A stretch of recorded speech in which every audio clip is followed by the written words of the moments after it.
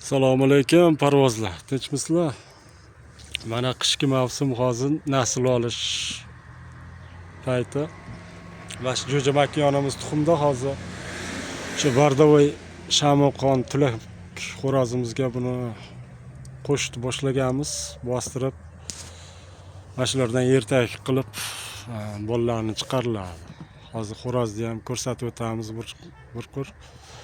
Mana shu videoni kommentariyasida silka qoldiramiz. Telegram kanalimizda silkasi qo'shilib olasizlar. Videoni kommentariyasiga kirsalaring, shu nomi qora qizg'inlar. Baraqa. O'yga o'tdi. Nega? O'shaga. Nechega? Mana shu xo'rozimizga qo'shyapmiz.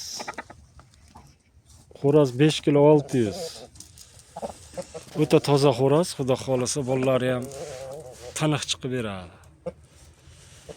Ertaga qilib jo'jalarni chiqaramiz va korobkada yana bitta makon turibdi, hozir uni ham bostiramiz, ozroq dam olgandan keyin. Xo'roz rosa topida hozir. Buni solib qo'ygan bu makonni.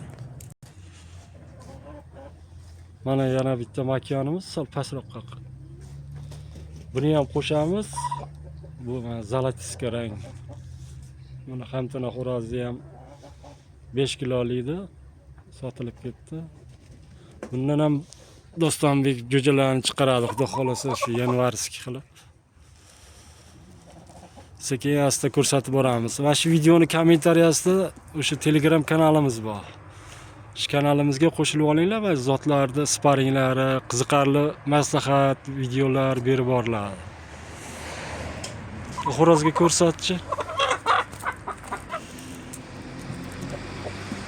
Xo'rozimiz bu makonni ham urug'lantiradi.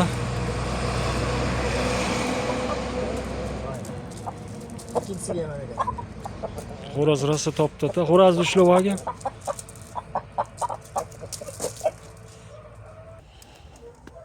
Mana o'sha bolaga qo'shayotgan tulagimiz 5 kilo 600 dan kam emas.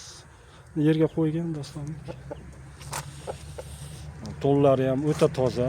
Shu Bardavoy Chokko svet. Mashina qo'shyapmiz makyonlarga. Buni bolalari uje hozir davraga tayinlanyapti, boqilyapti, qaylardadir sotganmiz. Zo'rlikka urushib beradi. Повторini qilyapmiz bularni.